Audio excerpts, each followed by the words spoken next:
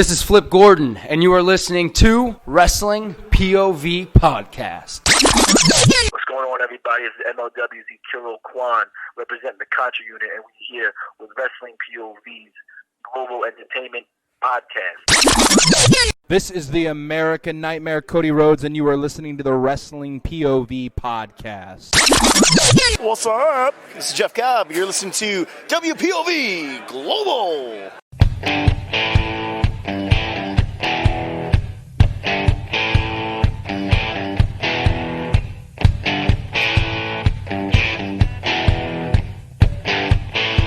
Hey folks, welcome to another edition of WPOV Global. I'm your host, the legend T. James Logan. With me this week, only one of my two compadres. That's right, the three amigos are not running with you this week. Personal reasons, and the Liberated is not with us this week. It's a bit sad for me and a bit sad for my other co-host. Let me introduce the gentleman, Elio Canella. Elio, how's it going? How you doing, brother? Well. I'm doing good. Well, you know what? We're in week 642 of quarantine, and there is no end in sight. Just I throw that out there. If you see a light at the end of the tunnel, don't go for it. It's probably death. All right? So just saying, don't run to the light. You're an idiot if you do. Okay? Anyhow, Elio, how's it going, brother? I'm doing well. Yeah? How was your week? Did something cool happen? My week's been okay. Actually, this past Tuesday, I got mail because I have to go for blood work again in August. Uh-huh. I have to go to the hospital. It's really they messed up my date of birth on there. They messed up your date of birth. They did because now you know that my birthday is 2 days after yours. March 12, 1974 was my date of birth. Right. The requisition came in. I can't take this in to get blood work because I looked at the date of birth and they wrote March 12, 2020. 2020? Technically, I shouldn't even be here. No, that makes you like the baby face of the company because you would be a baby at 3 or 4 months. Anyhow, wow. I got to tell you, my week has been, I don't know, it hasn't been too exciting. It's been a little bit boring. It is still a little weary. But I'm glad the fact is we've not had a whole bunch of news of rioting. We haven't had a whole bunch of news of massive COVID deaths. So let's look at this as a positive week. And we'll take it from there, you know. I got to tell you, buddy, I am very excited. I know you are too. You said it just before we went on the show is thank goodness New Japan Wrestling is back. Yes. It was so good to see some New Japan Wrestling for a change. It's a little bit hard right now because there is no English commentator. So you're basically listening to Japanese or turn off the sound. But, man, it is exciting to have it back. Some really good quality wrestling. Good to see the guys. I mean, I've always said to people the reason I started this show was that I could talk about New Japan with somebody else. And then it's been a little bit hard that there has not been New Japan in so many months. So good on them. Hopefully it's not too soon. But we'll see from there. Today we're going to be going over, after we do the hot topic of the week. We're going to be going over the first 2 nights of the New Japan Cup. All right, and we're going to explain what the hell that's all about and talk about I've picked a match for each night for you fans to take a look at. And well, let's get started first of all with our hot topic of the week. Okay, the hot topic of the week for me it was I picked this hot topic this week because I've been noticing, you have 2 very high-profile wrestlers who are the current AEW Tag Team Champions. I'm, of course, talking about Kenny Omega, who's considered probably, for at least last year, was considered the best wrestler in the world. And then Hangman Adam Page, who is no slouch himself. Together, they form a tag team. They don't dress the same. They don't hang out very much. They don't even really have a catchphrases team name. They don't even have a team name. However, they are the AEW World Tag Team Champions. So after watching the bit, I had to throw out the question to people, are they the best tag team in AEW right now? Or are they even maybe the best tag team in the world? What do you think? And before we get too far into it, folks, it doesn't mean we're saying that we think they're the best tag team in the world, okay? It doesn't even say that anywhere. That's just, whoever says that, you're just reading into something that you want to see. Yep. This was a whole stimulation of conversation. I wanted to see where you fans stood on the team of Omega and Page. And I'm going to tell you where I stand right now on the team of Omega and Page. I think they're very fine wrestlers. individually, they're both championship material. Together, they actually work as a cohesive unit. They're very focused. They seem to have found a way to merge their various finishing moves together, which is a bonus.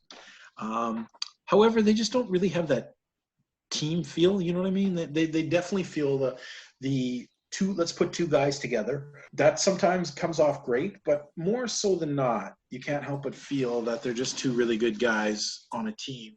And that if a real team came along with a real cohesive set pattern to what they do, that they would take apart a team like this. So when I asked that question, because let's face it, in AEW, they are the champions, which makes them the number one tag team. And I got to tell you, Elio, looking especially at today's Dynamite, there are a hell of a lot of teams in AEW right now, and there's some very good teams. There's some teams they're not using very well, but they're all in all, these are some pretty good teams in there. Yeah. So I wanted to take a look at that. Omega and Page, are they the best in AEW? And I threw it out there just to be a little controversial. Do you think they're the best in the world? What do you think, Elio? For me, I'm gonna say, okay, I like Page, I like Omega, both individually and as a team. They're good wrestlers, but they're not the best in AEW, or professional wrestling. Okay. Is my POV. So yeah, they're good, but they're not the greatest team. Do you think they should find a name? They could call themselves well, they need a name. Pomega? or Opage? Well, see, that's the thing also. The one wing cowboy? The buckshot V-trigger? They could call themselves the V-triggers. See, that's also they could carry little guns. That's also what makes a team is having a team, having a name that people will associate with that. When you hear their entrance music or when you hear that name, you know who's coming out. Just like the Fabulous Ones. You're still on the Fabulous Ones. Well, at least they're not the goddamn natural disasters, right?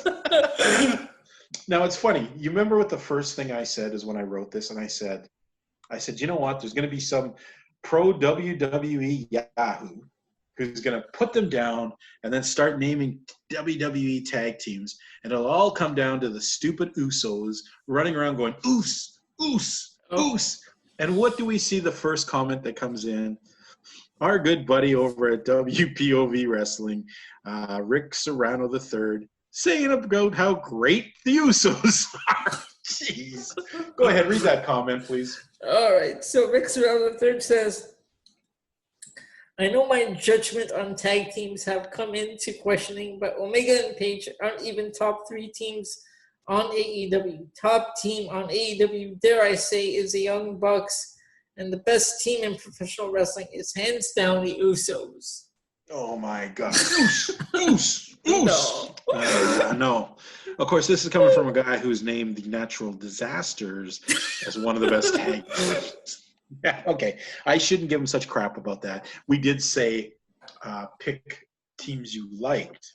Yeah. However, also bear in mind, I gave a fantasy team.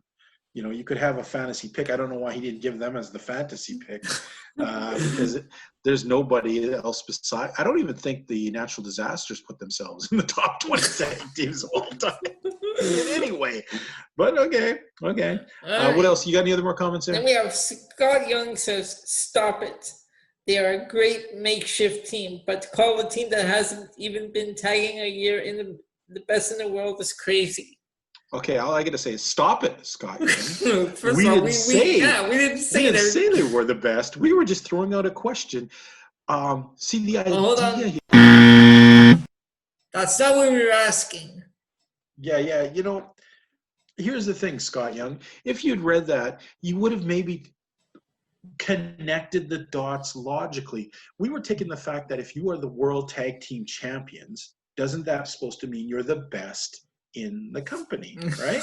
So they are the babyface best team in the thing because they're holding the belts, but are they really the best team in AEW?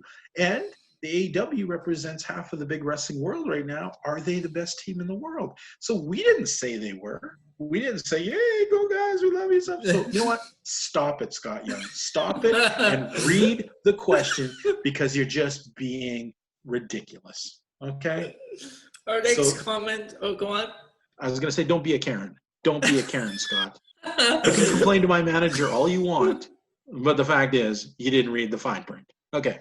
All right, the next one comes from Joe Barton with a simple comment. No, not even close. Ooh, somebody with a little fire. You know what? I'm not going to make fun of that, because, it would have been nice if you'd expanded on it so I could know why. But you know what? You're definitive, and I'll give you that. Okay. Next. Another one short comment. Mm-hmm. Jim Sirigo says, no, FTR is. Wow.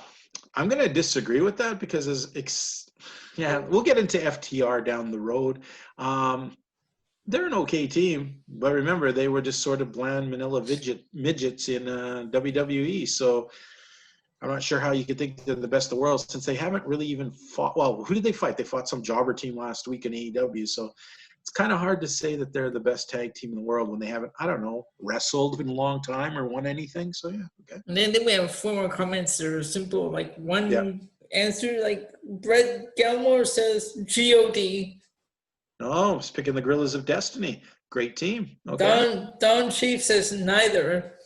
Ooh, okay. Well, she'd expanded a little bit more so we could argue. Or Ron Lucas says no. And Christopher Casey says the Briscoes or Gorillas of Destiny. Okay, now when he's talking Briscoes, I really hope he means I hope he doesn't mean like Jack and Jerry. Is Jerry even? Is Jack alive? We need to elaborate. Don't just put short one-word answers. Yeah, because you know what? I would like to know why. Why do you think the Gorillas of Destiny? Like, you know what? I'm not saying I agree or disagree. I'm a big fan of New Japan, and I like that team a lot. But I would like to know why you guys thought that. And so, if fans want to write in with their suggestions or ideas, they can do that by going to our Facebook page, Wrestling POV Podcast, Instagram at Wrestling POV 1, and Twitter at Wrestling POV. Oh, excellent. Well, you know what, fans, take that opportunity. You know what, just to give you an example, we do actually read the things you guys send in. Sometimes people have sent in suggestions of things we should talk about. Even as far as like tomorrow, we record our next quarantine episode, and it is covering black wrestlers from Bobo Brazil to Ron Simmons, some of the big names that really made a difference and should be kind of highlighted. Next week, the topic actually, it was a topic we kind of vaguely discussed amongst the hosts, but we had a fan who I'm going to call him a super fan because he seems to be the only guy for quarantine writing in all the time, right, which is cool. Like to see him. So what was that guy's first name? I can't remember. Joe? Was it Joe? Joe. Yeah, Joe. Well, Joe suggested that we do a thing about, wrestlers moving into movies. And I thought I'd take a look at that, and I didn't want us to get stuck with a whole bunch of just like rock movies or stuff like that. I wanted to go the way of, some of the wrestlers that are branching in. And I've got my thing about the WWE stuff because, studios that nobody watches direct-to-video things, do we really want to count that? Like, do we really care Mr. Anderson or Miz was in, like, The Marine or however the many Marine or, movies. Yeah. But we'll talk about some of the cool movies that we've seen in the past, including movies that like The Wrestler, and I'm not talking the Mickey Rourke one, but the one back in the day with I've heard of that one. With Vern Gagne. I Like to Hurt People with Dusty Rhodes and Abdullah the Butcher. There's all kinds of interesting stuff out there. We're going to talk about those on next week's. And thank you, Joe, because as we batted around ideas, we didn't solidify on anything. And the fact that a fan wrote in and said, this is what I'd find interesting, we were like, you know what? Since we had been talking about it, yes, let's do that. So maybe that happens to you fans. There's ideas that you wonder what we could talk about on quarantine and you think would be a good topic. Please write into the places Elio told you. And there's a good chance we'll take a look at that. Now, hold on. You keep saying this word, WPOV. You keep saying WPOV quarantine. We should explain to the fans what WPOV quarantine is. Okay, WPOV Quarantine is a new show that we have started since we've been in quarantine. Yeah, and it's slightly different than this show that you're listening to now. Yes. It does feature me as the main host. It does feature Elio. Sometimes Elio is playing more technical. Sometimes he jumps in the thing. But we usually have a couple guests, usually wrestlers or people involved in the wrestling industry. They join us. We pick a topic, and here's what makes it very different.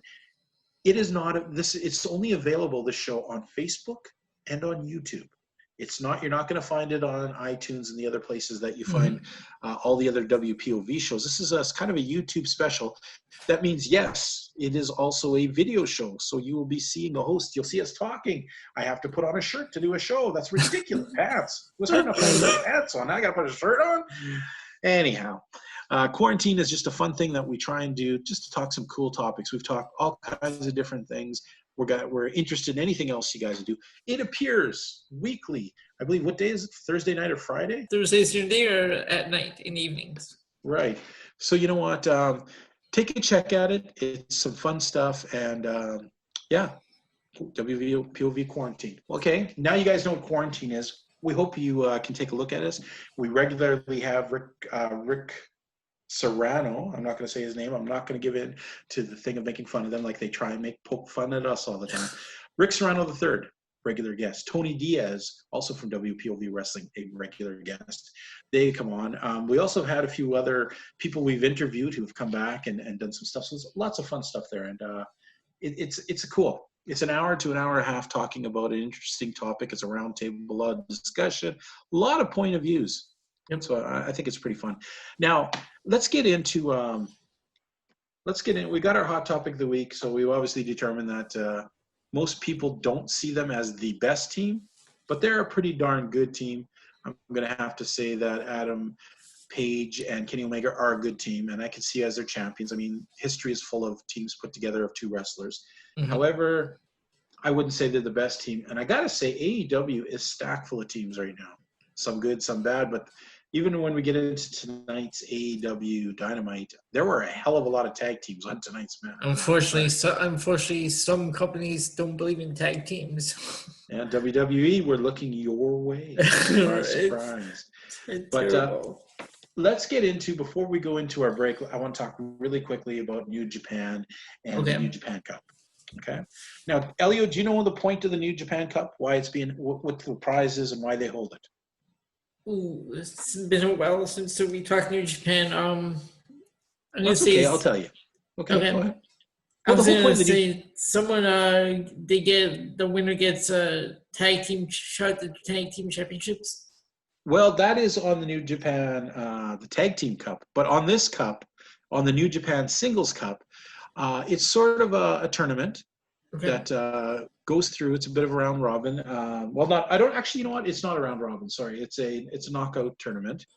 At the end, the winner of this tournament will get a title shot at the end of the tournament, not at an undisclosed date, but like the day after they win this one, they'll go into a match the next day, featuring them getting a title shot against the current IWGP champion. I believe it's Okada, right? No, it's Naito. He currently holds both the world title and the Intercontinental title. So see how long it's been since we've covered it. So what we're looking at here is a fun tournament. It involves a ton of people in New Japan, where you're going to find tag team partners in there. You're going to find mid-heavyweights in there, and you're going to find some legitimate heavyweights in there. So far we've had 2 cards coming into tonight's thing. The format is usually the same. They'll have 4 matches that involve the cup until they get near the end. And they'll have a couple, a bunch of 6-man, 8-man, 10-man, whatever tags, matches like that. Usually there are no other matches that are highlight matches except for the tournament matches. So you're not going to see any feuding stuff or other title shots going on during this. Maybe they might have it as a marquee near the end, but most of the times no. So let's take a look at day 1, okay? I'm just going to quickly read the results and tell you which match we thought was really outstanding. We had Togi Makabe defeating Yota Tsuji, who is a young lion. Yeah, so we had kind of an idea going in that this was Makabe's to lose, but which he didn't. We had Toru Yano versus Jado, which, man, Jado is like a train wreck. He is so poor of a wrestler these days. And you know what? Yes, he had a great run before, but he's almost at the point where he's a veteran so old and so slow that it's almost embarrassing to watch him. You know, he doesn't really offer much in any of his matches. Like I remember Toriano. he used a team with Gato. Yep, they were a big tag team years ago. They were one of the first Japanese invasion teams that came along. They were great at one time, but I mean, dude, that's like 20, 25 years ago. So you can see why they've lost their step, okay? Yeah. We had Hiromu Takahashi defeating Tomoaki Hanma. Mm-hmm. Everyone knows that I'm not the biggest Hanma fan. Neither am I. I gotta say, though, Takahashi might be somebody to watch in this tournament. Okay. I wouldn't doubt for him to go all the way. Before this whole COVID came in, they were planning on building a program of Takahashi challenging Naito. So this just might be a way to that. We'll see how the booking goes. And then definitely the match of the night, Tomohiro Ishii defeating El Desperado. Yes. Man, Ishii. I swear, every time he delivers one of those chops, I'm like, ow. Yeah, chop to the throat and neck. Like, man. Chop, and do not punch in the corner. And when do people just realize you probably shouldn't make fun of him? Like, you know, like El Desperado made fun of him about his height. Oh, I know, right? And that ticked him off. Yep. Pretty darn good. Good match, folks. Search this one out. Ishii versus El Desperado. Yeah, you can't go wrong with an Ishii match most times. This one was a great one. Day 2 we went in. We had the Bone Soldier, Taiji Ishimori, defeating Gabriel Kidd. Gabriel Kidd being a young lion. Okay. Yoshinobu Kanemaru defeating Yoya Umaru, who's another young lion. Yep. So nothing earth-shattering there. Kazuchika Okada defeating his former manager Geto. Geto. Yeah. Strange match. I expected actually to see Okada really beat on Geto, but Geto managed to orchestrate a lot of stuff. The one thing I really miss about NJPW. What's that? It's Kevin Kelly's commentary for some reason, because I just love hearing him. You son of a... he takes it so personal. I can't believe he did that with a scumbag. He should die. Easy, Kevin Kelly. Easy. And definitely, surprisingly, on paper, this might not have seemed like it would be as great a match as it was. And I know when I told you that I thought this was a great match for you to check out, and you looked at me and said, aren't these two really old dudes? I said, yes, but these old dudes try to permanently injure each other. We're talking about Yuji Nagata, the Blue Justice, defeating Minoru Suzuki. Okay. The king, man, went down hard on this one. This is a crazy-ass match. People beating on each other. That could only make him angrier than he already is. I don't think you can get any more angrier than Minoru Suzuki is. I think he's at the point, dude, where he gets so mad that now he's going to be nice. It's kind of like what the corner. Because you can't get any more madder. You would have a freaking brain aneurysm, your head would blow up, and you'd die. Simple. I got to say, I've always liked Nagata. I know he's an old dude and, you know, he's not the best shape anymore, but it seems sometimes when it's time to go, you get him motivated. Nagata's going to kick some ass. And he definitely had a very good showing here against Suzuki. Why don't you go back and take a look at that match? Take a look, definitely. So those are the first 2 nights. There's a bunch more nights to come. It should be some great wrestling. I do know scheduled then for the next round, I do believe they talked about Ishii taking on Maccabi. Which is just going to be a beat the crap out of each other kind of match. So looking forward to that. New Japan, up and running. I noticed, too, that they take into this stuff very seriously, this whole COVID thing. They're like sanitizing the mats and the rings between matches, guys in full suits, like full hazmat suits. And they're forcing fans to wear masks. Yeah, great. And I really hope this is something that continues. I know we've been having a lot of openings of our show lately, being some heavy-duty stuff, talking about some things. We just decided to take a break this week, you know, 2 of us, and have some fun with some wrestling. It was great to see some New Japan wrestling. The only heavy thing I'm going to say is this week. There's lots of people out there who are getting rather annoyed or kind of PO'd at the fact that people are expected to wear face masks. Okay? I've put on the face mask going shopping. I hate it. I'm going to say I hate it. But I get it. You know what? It isn't just for me. It's also to protect other people and to be considerate of people around you. The other day I went into a store. I had to get some antifreeze, and I was in the drugstore or in the hardware store, and I was looking for something. And it was sort of funny because I kind of, for a minute there, I forgot, like really what's going on. And a lady was standing there, and I went to talk to her, and I kind of leaned in to talk to her, and she leaned right back. And at first I was thrown off. I was like, well, what the? But then I was like, wait a second.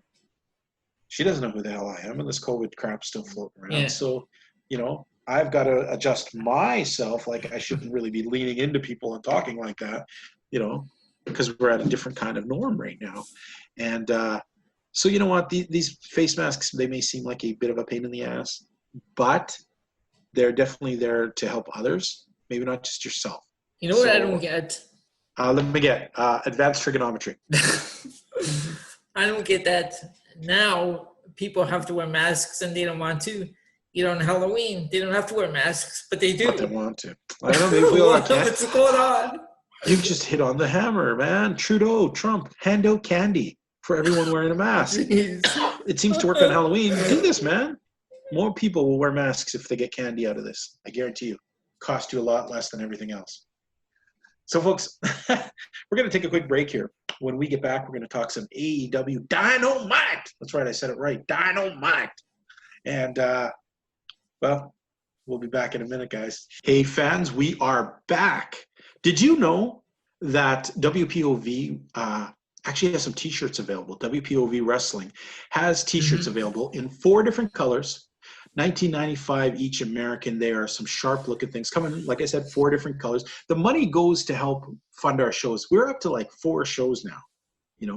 We've got you covered. We have this show, WPOV Global, where we talk about everything that doesn't involve the WWE, except we do touch on NXT UK. We usually cover New Japan. You know what? I might even start. Oh, sorry, I should say we do MLW New Japan. We cover what else? AEW, of course. Yep. Now, word on the street, and Elio, this might add a lot more on our plate every week. But word is that Impact is becoming pretty good now again. The product's becoming interesting. Oh no. I don't know which way to think about that, but maybe we might invest in looking at it. Maybe. Let's see how this goes. You know what? I think because we really have nowhere to go now. I might end up taking a look at Impact this week. Yeah, I think I will too. And you know what? If we deem it worthy of talking about, we will talk about it next week, fans. And maybe it might make it back onto the regular scheduling. Now, as I said, that's what we cover. There's WPOV Wrestling, covered by our good friends Tony Diaz and Rick Serrano III and Miguel Cole. And the 3 of them cover everything to do with the WWE. They cover SmackDown, Raw, and NXT, and they kind of dip their toe in our swimming pool a little bit because they cover their views of AEW. Yep, and they have the Wednesday Night Delight. Yeah, and it culminates in the 2 of them, Tony Diaz and Rick Serrano III, voting what they think is better between NXT and AEW. But they take our 3 votes over on our side, and we sit down and watch it. We may not talk about NXT, but we do watch it every week, and we put in our vote what we think is the better show of the week. Okay? And so there's that. There's the MMA show. Our host, who isn't with us today, Antha Liberated, hosts an MMA show where him and co-host Deontay look at all the stuff going on, UFC, Bellator, and all those other companies. So they keep an ongoing look at that. And then there's our new 4th show, which we've been running. I think we've only had 4 or 5 episodes, and that is Quarantine. And Quarantine, like I said, is an exclusive to YouTube and Facebook. You will not find it as you'll find, and I'm going to explain all the other places you can find the other shows. But to find Quarantine, you have to either look, you can listen to us, the audio version on Facebook, or you can actually find a link on YouTube or go to our YouTube channel, Wrestling WPOV, where you'll see our beautiful cherubic faces every week talking wrestling. Cherubic, like an angel. Anyhow, there'll be me, Elio, and a smatter of guests every week. We have different people and or some of the same people. Who knows what's going to bring, but we cover each unique topics. Now, those 2, that show Quarantine is exclusive to Facebook and to YouTube. But our other shows, Wrestling POV, WPOV Global, and the the POV MMA show, are all can be found on Facebook, iTunes, Spotify, iHeartRadio, and Podbean. You can find them on all of those things too. And who knows, if quarantine does become a bigger thing someday and you guys demand it, we may move the platform over. But for now, it's just a bonus fun thing we're doing while we are literally in quarantine. And it's been fun. It's been fun. So, but this, you know what? It's our time right now to look at AEW Dynamite. That's right, AEW Dynamite. We're going to go over today's show, talk a little bit about it. Since there is only the two of us on, we're going to take a little bit harder of a look than we usually do when there's three of us on. Okay. Before we get into that, I would like to say that I had news come across to me between the break, actually, which two new signings in AEW featuring two wrestlers who appeared on tonight's Dynamite. The first one, Absolute Ricky Starks. Former NWA champion. NWA television champion, I believe, was it? He actually, you know, when I first saw him, I wasn't sure what to think. He's kind of a smaller, thinner guy. But this guy has got some talent. I really enjoyed him on this week's episode. I think that's a cool signing. I really do. The next one, I got to tell you, is a mixed bag of marbles for me. The female wrestler, Abaddon. Now, what is weird about Abaddon? And, you know, I was actually discussing this with my wife when I had read this news. Okay. The weird thing about Abaddon is this, yes, we've always had gimmicky wrestlers. And when it comes to gimmicky women wrestlers, even wrestlers like Sue Young or Rosemary or these who kind of delve onto these things, is they're also portrayed as women. Sure, they have a dark nature behind them, but it's obvious that there are women. Maybe they're attractive, maybe they're plain. That isn't really the point, but you can look at them and realize there are a woman playing a dark side, okay? Abaddon, well, I have no clue what she looks like because she is presented as a very scary zombie demon type thing where her face is so done up and her two different colored contacts, a white one and a red one, and her makeup set just is so disarming and scary that you can't really see that she is a woman in there. It's easy to think she's just some kind of scary thing in there. And I'm not sure if that's going to really work. You know what I mean? I brought her to yours and Antoine's attention a couple of weeks back when I saw a match of hers on AEW Dark. And right. I get the gimmick. It's the whole Rob Zombie Living Dead girl. I don't see it working. I mean, Rosemary Sue Young, as ridiculous as those gimmicks were, they worked kind of. Even though we didn't really like it. No. It's not that they worked. It's just the fact you realize that they were women portraying a character. Right. This Abaddon is. But this Abaddon is just really strange, it's bizarre. I don't even know how to describe it. It's uncomfortable. Yeah. It's very uncomfortable. And here's the thing is, you know, she has this really scary-ass gimmick. She doesn't wrestle her gimmick, though. She wrestles as a good, solid wrestler, but it is so disarming. And I'm not sure if that's going to work in this day and age. Even the way she enters the ring, like, makes her entrance to the ring. Like she's crawling backwards, and, like The Exorcist. Everything is so scary, slightly scary. I mean, come on, we're grown-ass adults here. But it's very uncomfortable. Yep. And that's one thing you can't get past. So I'm sure, I have no idea. I mean, seems to have some training. She seems to be an okay wrestler.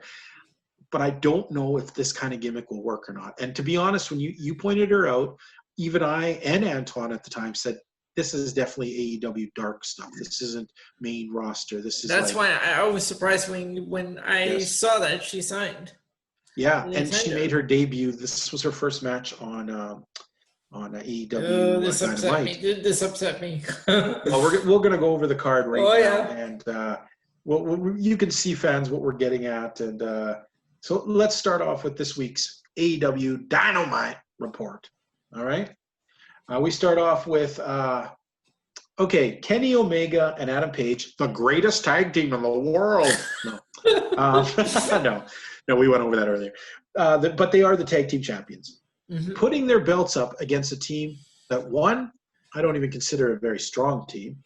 Two, I have no clue how these guys got a tag team title shot. I really don't. It makes no sense with all these great teams in there. They take on the team of the Natural Nightmares, who happen to be Dustin Rhodes and QT Marshall. And now is it? Well, how do you say his name? Because the commentators always you can say call him. You can call him QT if you want, buddy, but it's QT. No, Marshall or Marshall. It is Marshall. That's what he called himself all through ROH. So that's what I'm going to keep because the calling him. commentators keep calling him Marshall. Yeah, commentators. Come on. Oh my God, it's a bag of blood oranges. Oh, shut up, JR. Okay, let's get this out of the way here. Okay. Start of the match, kind of boring. Mm-hmm. Omega and Paige looked really good. Lots of combination things, lots of good moves. Dustin looked good at first. He took a knee to the face, a real knee to the face by Omega, and that one flip staggered him a bit, threw him down. Marshall, I was very surprised by that. He had a beautiful looking standing dropkick. That was a very nice, high-looking, crisp thing. But one thing I don't get is QT Marshall is a trainer of wrestlers. Right. He trains a lot of the wrestlers for AEW. He has wrestled a lot through ROH in a lot of places. Yet, if you listen to the commentary, they kept talking. If you closed your eyes, you think they were talking about like an 18-year-old kid. Oh, he's really coming along. Oh, he's really improved that thing. And I'm just like, what the hell? He's definitely a 45-year-old man with hair plugs. Why are you treating him like he's like this up-and-comer who's just going to get there someday? I did not get that. I have a question about the commentators. Now, when the show opens, the camera pans over to the commentators. Yeah. Is it just me, or does Tony Schiavone just look bored at times? Oh, Tony Schiavone's looked bored since the day he's come back. So, like the camera's right on him, and like he's just there, looks like he's sleeping. I'm like, what? I think the only thing he enjoys about the whole show is his play with Britt Baker, because most of the time he is not given two craps about it. Okay. Yeah. JR, like I said, he has some great lucid days. He has days where you're just like, oh my God, shut up, JR. Excalibur is, interestingly enough, pretty solid lately. And maybe that's because he's picking up the deficiencies of some of the other guys. But I'm actually enjoying him a little bit more than I've had. But this match, it was one of those matches you knew these two guys had no chance. Yep. And I kind of hate that when you go into a championship match where somebody doesn't have a chance at all. Okay? Imagine if it was QT Marshall and Dustin Rhodes defending the championships against best friends. Oh, brother. Thank God that didn't happen. We had the non-continuing non-story of Allie. See, that confuses me. When confuses everybody. When AEW began, they brought her in. She was a wrestler. Mm-hmm. Then she joined that Nightmare Collective crap. Then they put it with the Butcher and the Blade. And now she's with the National Nightmares. I don't get it. That's why I was saying, when did this happen? I don't know. We watch it every week, and there's just really no explanation. We just accept that one day she decided she was in love with QT Marshall. I don't get it. And I don't know the point of her coming out. Like, soon as she walked out, I was like, oh, he's going to blow his move. Yep. She did nothing there. She did nothing. She looked concerned. Not the greatest match. Let's just move on. Then we had, let's see, we had a little, okay, this confused me, is they had a promo package for Anna Jay, which was very good. I enjoyed it. They kind of presented her. Yep. We've talked about Anna Jay before. She just recently got signed. She's definitely an up-and-comer, and she's an attractive girl, a good wrestler. And I was enjoying it. I was like, oh, who's she going to – because she had a package – come on, right? I'm like, oh, who's she going to squash this week so that she, Then out coming upside down crawling is Abaddon. And then Abaddon beats her. So I'm not sure why you gave a whole promo package to somebody that you throw away really quickly. This was so bad. I immediately put this as my low light. That's how bad this was. I mean, no, just to do that to Anna Jay. Come on. They could have each had different partners, and this would have been better. Abaddon, like I said, she certainly got a big chest, but I'm not sure if it's hard to look past that horrific makeup, eye it's a scary ass mess going on there. I mean, I checked her Instagram account out. A lot of that's on her Instagram account. I'm gonna do some research after and see what this person actually looks like, because it's like scary ass Marilyn Manson makeup going on there. Yep. It's just disturbing. And she takes the win in a match that was very short, and I thought it was a bit of a disservice for Anna Jay. Mm-hmm. But then this part, oh man, do not give me this. The Dark Order comes out. Oh, I hated this. They picked up Anna Jay, Yep. and they're making eyes over at Colt Cabana, which we'd find out later on that Brody Lee and Colt Cabana are going to team next week. Jeez. But I don't want Anna Jay in this. No, don't do it. Don't do it. The Dark Order is just crap, and I don't ruin her like that already. Then we had MJF versus Billy Gunn. And wow, there's two things I noticed. Billy Gunn still is a very big man. Yeah. He wrestles not too badly. Right. But man, finally MJF really wrestled in the beginning of this match. He kind of impressed me. The smaller guy zipping around doing all kinds of stuff. Finally, somebody gave that Wardlow punk a shot. You know? Billy Gunn grabs Wardlow and throws him right. It's about time. Everybody acts like soon as he steps up that they're all, drop a deuce in their pants and they're afraid to go near him. Yep. It was nice to see Billy Gunn just walk over and said, "No, you don't," and whip him into the thing. It was awesome. Liked it. Finally, apparently Luchasaurus' testicles descended because he actually finally went after Wardlow after all the time of pussing out for how many weeks? Looking like a coward. And that's another match we have next week. Yeah.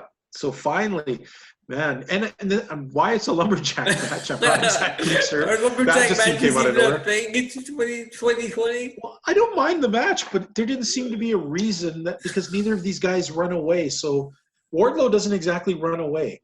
So why do you need a lumberjack match?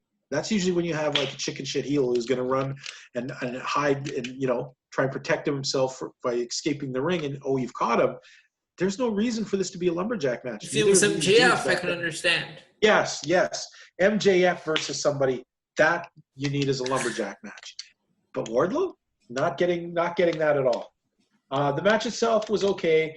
MJF, of course, taking the dastardly win by smucking using the old ring to the forehead thing. Mm-hmm. Poor Billy Gunn. But hey, you know what? Billy Gunn still looked good. Maybe I wouldn't mind maybe seeing him a little more. I'm going to say that now. We get a backstage interview with. I don't really like Alex Marvez. There's something. No, he's like a greasy car salesman who's trying to be a.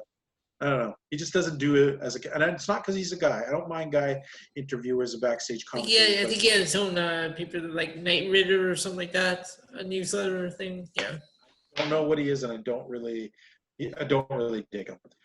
So he interviews the team of the Sex Gods, of course, who are Chris Jericho and Sammy Guevara. Yep. Jericho talks about how Orange Cassidy took a beating because he got himself involved in the business of the Inner Circle. Yeah, remember, blood is thicker than orange juice. Blood is thicker than orange. Jesus. Blood is thicker than orange juice, yes. Which, of course, meant I was waiting all through the main event for Orange Cassidy to somehow pop up. We'll get into that later. Yep. Then we had Tony. Now, did you notice the thing with Britt Baker when she was sitting on her little, the back of the little golf cart? Yeah. And, the utility cart. And she had like this little pulley system and she put notes on it. Sending messages. Shimmy them up to Tony and Tony would read them. Some of it was actually funny.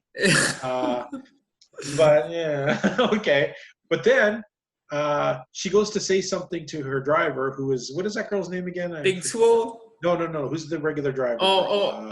Rebel. Rebel. So she goes say something to Rebel, but no, it's Big Swole. And Big Swole threatens her and drives off the poor broken leg Britt Baker in the back. And I guess Big Swole is going to do something mean and nasty. Then, okay, this is some of the things that just confuse me. The last 2 weeks, we've seen Cody Rhodes as the main event, putting his belt up against guys who truly did not really deserve a championship shot at all. Right. Jungle Boy, he won some Battle Royal, but really, Jungle Boy? And then, Quinn, what the hell's that guy's name? Mark Quinn. Mark Quinn, yeah. So, they got main events, and I didn't think they really deserved it. Mm-hmm. This match, I kind of think maybe it could have been a main event if the main event hadn't been so hot. Cody comes out and says that he's going to give a title shot to somebody who doesn't belong to the company in spirit of his open contract. And now the situation there usually is if a guy can prove himself in this thing, maybe he will get a contract. And so out comes Ricky Starks. Now, Ricky Starks is a former NWA television champion. I got to say, he was very cut. He seemed kind of smallish to me when I first seen him. He reminded me of, who are those guys on Impact? The guys who were like the bro guys. You remember? The Rascals? No, before the Rascals, way before them. I can't think of those guys' names. There was Jesse Goddard was one of them. And then his I know who you're talking about. Robbie E. and Jesse Goddard. E. He reminded me a lot of Robbie E. So, which means I wasn't holding up too much hope in what this guy was going to do. But he actually surprised me. And I actually enjoyed this match quite a bit. It was a very competitive match. It made both guys look good. It didn't make Cody look bad. It didn't make Starks look bad. Enjoyed it, came to a good ending, and a handshake, And Cody didn't bleed himself this week. What a nice, refreshing change that was, huh? Nice to see him not bleed for change. He must have listened to our show. Yeah, right. Our parents don't even listen to the show. Anyhow. Wait, I have one family member that listens to our shows. That is true. But you pay him. Anyhow. Okay, then we get another tag team match. The team of Super Bad Squad. And boy, talk about super bad. When you have Jimmy Havoc in it, you are super bad. And I don't mean bad as in tough. I mean, you're just bad. Super bad, Jimmy Havoc and Kip Sabian. Kip Sabian, I don't know what you did to get this rock put on your shoulder, but Jimmy Havoc really sucks. He did not. You knew there wouldn't be a match where we weren't going to see some sort of a plier or staple gun or present. Some ridiculous crap. There was but much at least it wasn't you. At least he didn't use it this time. Yeah. The Young Bucks were the team they took on. Mm-hmm. Did you think for 1 second that the Young Bucks were actually going to lose this match? No. It was a good match, though. I'm going to say sometimes I like the Young Bucks. I like them when they're like this, when it's not ridiculous moves, but like a lot of concentrated group moves, a little bit of story going on. There was a lot of story of them working on Matt's on his chest or on his stomach and stuff. And all in all, I thought it was a good match. Butcher and the Blade. The ending, the Butcher and the Blade. These guys came in. They were presented as a scary team dressed all in black. Now all of a sudden they're dressed in like white outfits. They were the white outfits. Who was that? Butcher and Blade wearing glasses or something. Yeah, and do you remember JR? He's like, "What? Do these guys work in a bakery?" It's just like that's what I thought. JR, thank you. They're all dressed, all in white with white toques. I don't understand. And for all you American listeners, a toque is a knitted woolen cap. Anyways, it was ridiculous. And then, okay, this is what I don't like, and this seems to be happening a lot with anytime Kip Sabian, Jimmy Havoc, or Penelope Ford are involved, is the amount of interference with the referee all of a sudden blind when it's this crap happening in front of him constantly and pretending not to see it is really dumb. It's really dumb. In the end, of course, the Young Bucks win. Butcher and the Blade, I mean, how much time do they get to stand on the apron, interfere? The referee does nothing, And then when they're not doing it, Penelope Ford's running out and hitting them, or Jimmy Havoc's grabbing an object. So, they're presenting the Young Bucks as like, I don't know, they're mini Hulk Hogan's or something because they're taking beatings like crazy, but they still get up and fight. I just thought that the end of this match was ridiculous. Then FTR comes out. And then all of a sudden Butcher and the Blade lose their balls because all of a sudden they don't want anything to do with these guys. And it was, I don't know. And then the big brawl at the end. And then, the FTR sort of helping the Young Bucks, but not really. But then at the end, they're kind of competing against each other to see who can beat up the other enemies better than the other at the same time. They both delivered spike pile drivers. Right. Gotta say, all in all, the match was shit. Wasn't very good.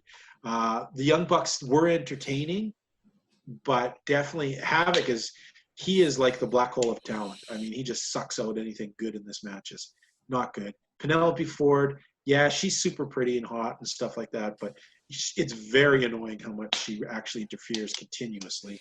And Kip Sabian, I would rather see this dude fighting. I'd rather see him fighting on his own or with a partner who had some talent. I remember when we saw Kip Sabian for the first time, you had actually said if you saw this guy again, you wouldn't remember his name yet. Here we are talking about him all these months later. Well, that's because he was. How much? I think the only reason we remember him is because of Penelope Ford and the horrible Jimmy Havoc. So let's just say that out of the way.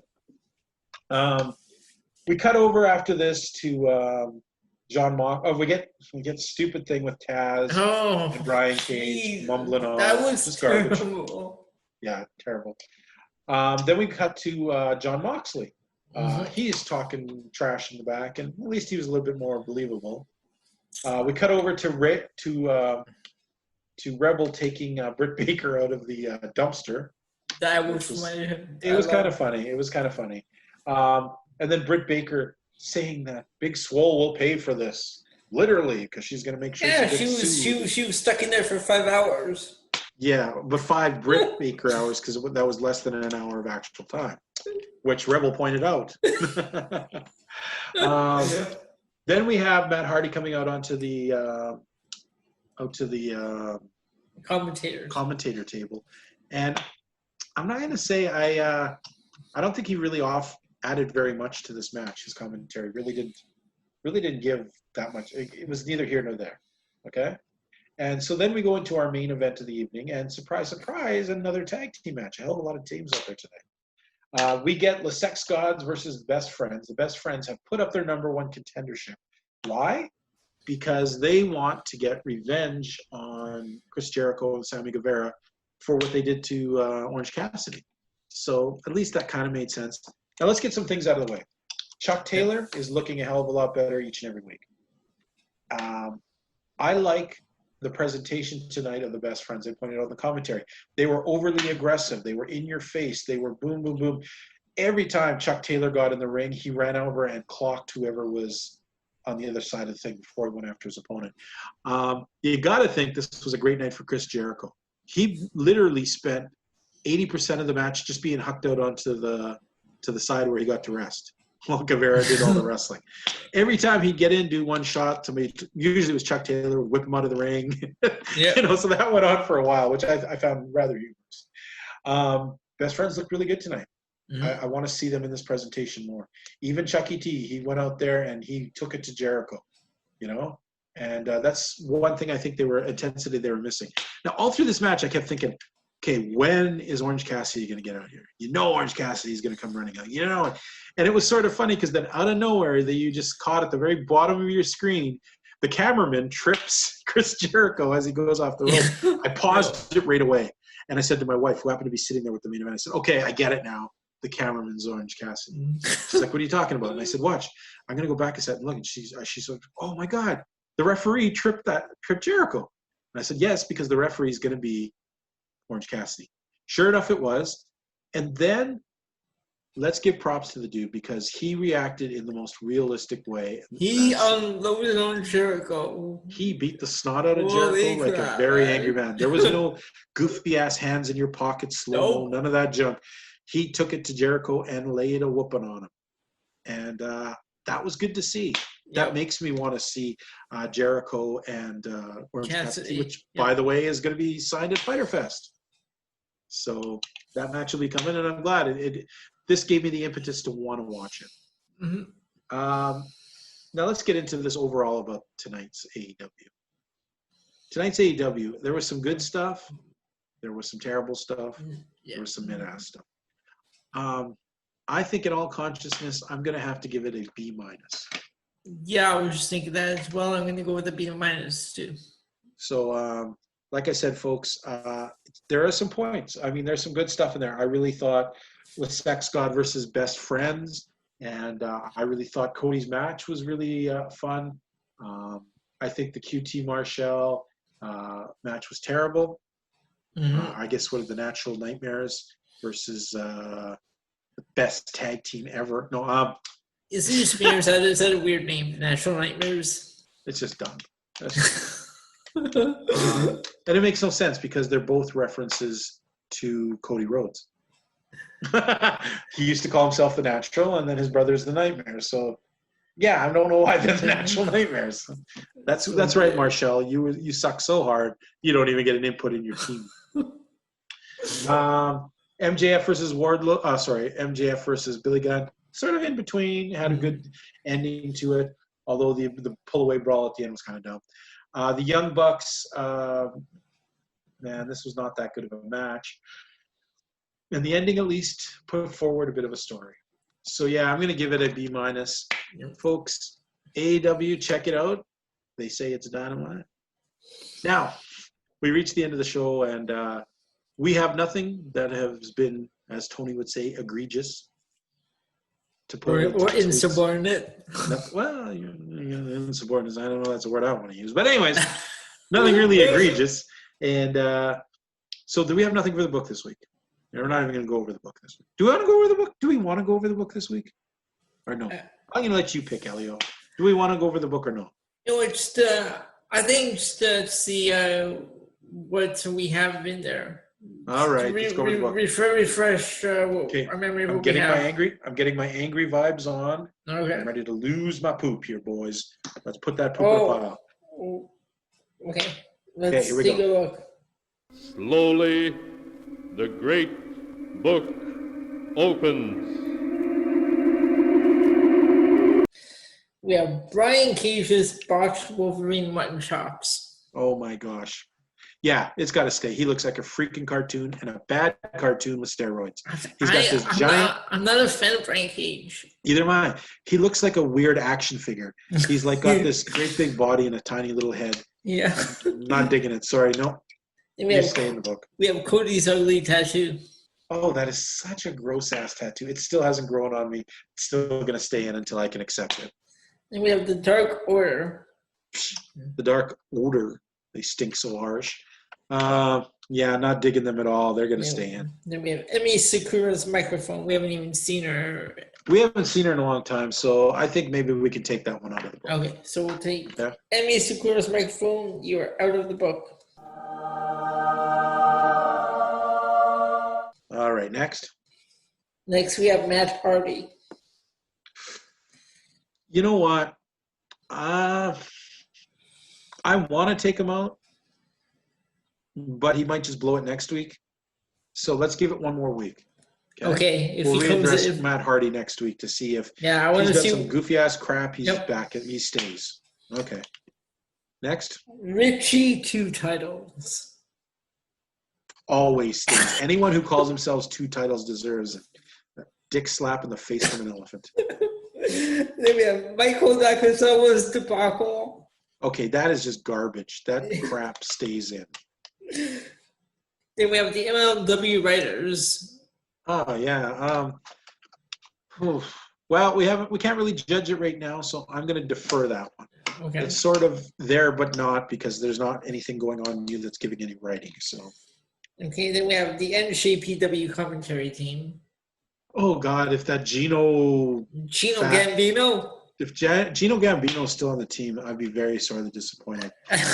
Kevin Kelly's great, though, isn't he? You son of a... Anyway. I enjoy him more than the other guy. Really. Oh, yeah. Nobody likes Gambino. He's ridiculous. All right. They stay. Then we have Tully Blanchard, Stinky Old Rotten Glove.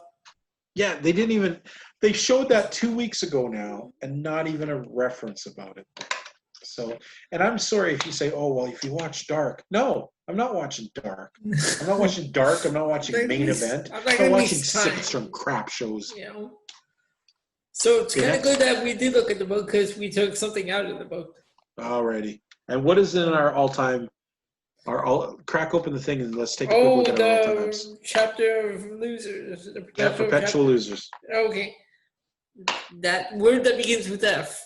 Always going to be in there. Nigel McGuinness. Yeah, he's perpetual. He's a perpetual loser. Yeah. Sammy Callahan. Always. Then we have Tommy Dreamer. Always. You know that. Come on, man. Jimmy Havoc. Always. And the Stable Gun. Always. And, of course, the picture-in-picture thing. Oh, God. Yep, none of those things have changed any iota in my heart. I hate them Which all. I don't know if you noticed, like, every time they said they were going into picture-in-picture. Well, I was watching it on my iPad tonight, but picture-in-picture? Every time they said we're going to go into picture-in-picture, they never did. Yeah, I was going to say that. I wasn't paying a ton of attention, but there was one time near the second last match where they said, okay, I think it was during the Young Bucks thing. They were like, okay, we're going to picture. And he said, oh, say hello to picture-in-picture. And then it just went to a commercial. Yeah. And I was like, okay, I don't know what that's about. Yeah, the book is our ever-growing poetry of hate to certain members of the professional wrestling world. I'm sure it's not as big of a book as the guys over at WPOV. Yeah, but they're bigger jerks than we are. We're Canadians, man. We try and be nice. We're not usually nice, but we try to be nice. Or we act like we're nice, and we say A a lot. I don't say A during the day at all, so I don't know where Rick Serrano thinks that's such a thing. Anyhow, you know what, fans? It's been another interesting week. Quarantine is the actual quarantine isolation thing has been tough. It's been rough. Yep. Still no libraries open. Still none of the things you like. If you want to pick up a book, movie, or whatever, you have to do the curbside pickup. They're open. Yeah. They deliver curbside. Don't give curb stomps, by the way. Curb stomps will set you to prison. I gotta say, Elio, the hardest for me is, man, I am missing me going to a movie. Mm-hmm. I mean, yeah, I got all these streaming services and apps and whatever, but just to me, the magic of sitting in a movie theater, eating a bag of popcorn and just being caught up in the immersion. Miss that crap. Before the whole COVID thing had us all locked away, I literally went to a movie a week. A movie a week, Elio. I mean, that adds up. I was seeing lots of cool movies. 1 week we even watched that movie, The Gentleman. Yes. Now, I'm missing those kind of things. And, there's all these phases where we are that they're slowly opening up. But I got to admit, I am a little frightened that it might be too soon. And that we have not seen the end of our COVID academic. Like every time I bring up the library, I'm like, I can't wait for the library to open up. And like people here tell me, be careful. Like, like don't be in a rush. I'm like, I'm just saying, I can't wait for it to open up. Yeah, I agree. We things are like, we want things back, but at the same time, you know what? Let's just take it time, because sure, we miss these things, but do we really want to get sick? Do we really want to have this thing still lingering on? I think I heard that there's like a new there was another outbreak over in China. Yeah, there's outbreaks constantly. Yesterday in British Columbia, they identified 5 coworkers at a fast food restaurant, at the same restaurant, all tested positive. Wow. So you know what? We're not out of the woods yet, and it's easy because it's been frustrating being stuck at home and stuff. But just hold in there, fans. Hold in there. Check out some of the stuff. You know what? There's some cool things that are non-wrestling related that keep me occupied. I'm going to tell you a couple of them right now, okay? Things to check out if you're bored. Musically, download the new Run the Jewels 4 album. Awesome stuff. Hardcore rap band with a lot of message about stuff going on today. Mm-hmm. Now, I like some weird music, so I'm going to also pick the Russian Village Boys. Just put out a new album a couple weeks ago. Is that what they're called? Russian Village Boys are the guys who they sang Sukablat. They were the guys singing with the DJ in that one.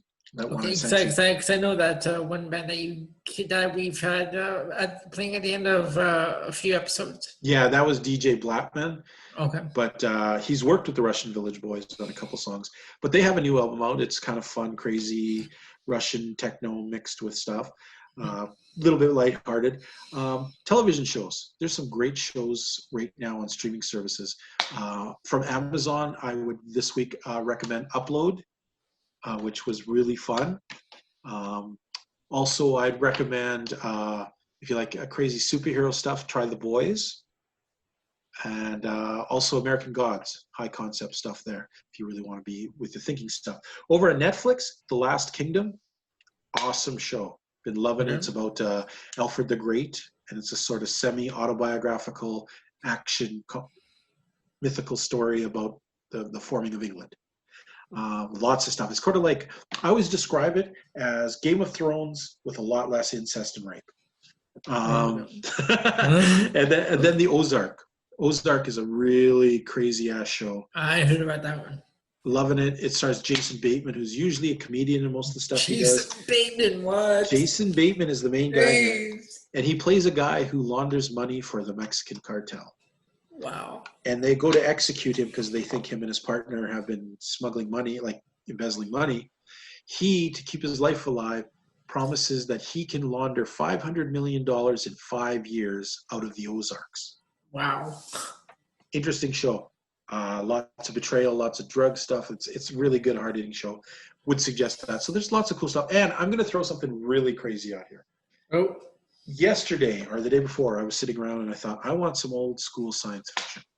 Something like, I don't know, Babylon 5 or older, So I go onto Tubi, and they have, I stumble across a show, Elio, that is so old.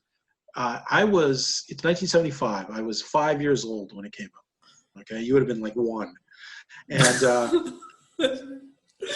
it's got some cool story in it, but because of when it's out, I mean, the special effects are like on par with the original Star Wars or even worse. Okay. It's pretty hard to get. And because it's a product of the mid-70s, they're all wearing like clothes that look like seriously they just got out of a disco. And then the theme music. Oh my God, I'm going to send you the trailer for this, dude, because you're just going to be like, what? Okay. Or the beginning of one, because the episode starts with the serious music. And they're all got this kind of thing where the camera's on them and they're looking off, and then the camera kind of turns so that they're like, and it seems very serious, and this music, and then they show this like model, because spaceship, it's a model, really. What is this? Down. What is this? I'm going to tell you in a sec. Okay. And then the music turns into, I swear to God, disco Starsky and Hutch type. And you're like, what the hell? The show is called Space 1999. And it's a joint Canadian-Italian. Better check it out, Elliot. Whoa! It's from Italy. It's a joint Canadian-Italian-British show. There's Canadian actors, British actors, and Italian actors in it. And special effects atrocious. But if you're a science fiction fan, it's kind of got some cool stuff to it, So give that a shot. It's like me watching Dark Shadows. Some of the effects in that show are ridiculous. I look back at it. And the last thing that I'm going to throw out this week, okay? I just saw this movie literally this afternoon.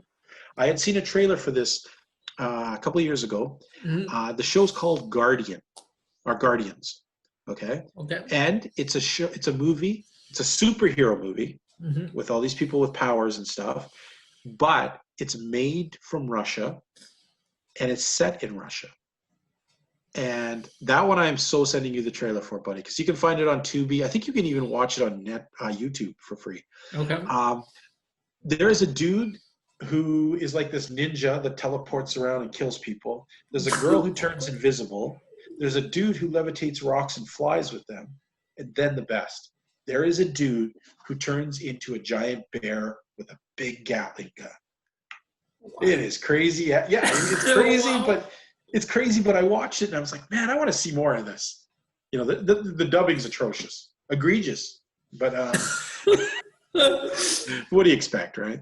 But good on the Russians, man. They went balls into the wall to make a superhero movie here. So check those out.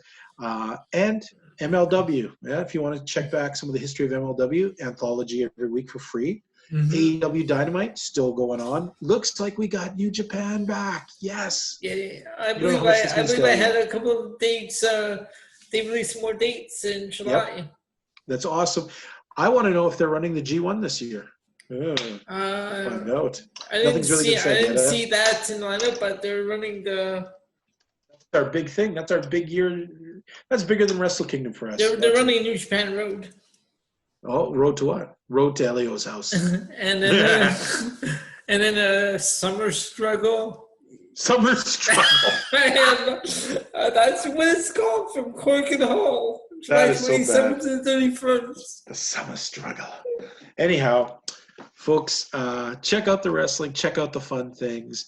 Elio, it's been fun, as always, to hang with you this week, talk some wrestling, talk some other stuff. It's been fun. Fans, we love you all. We want to send out a special warm greetings to everyone across the world. This is some tough times. You know what? Wash your hands and be nicer to each other. Doesn't matter what color your skin is. It doesn't matter what your belief is. It doesn't matter where you're from. We're all human beings. Let's just be nice to each other. And wear a mask, even though it isn't Halloween yet. Wear a mask also. And I don't mean a Halloween mask. Wear a mask to protect you from breathing on others. So I want to say goodbye and good night to all. And Elio, say goodnight to the good people. All right, fans. We'll talk to you all next week.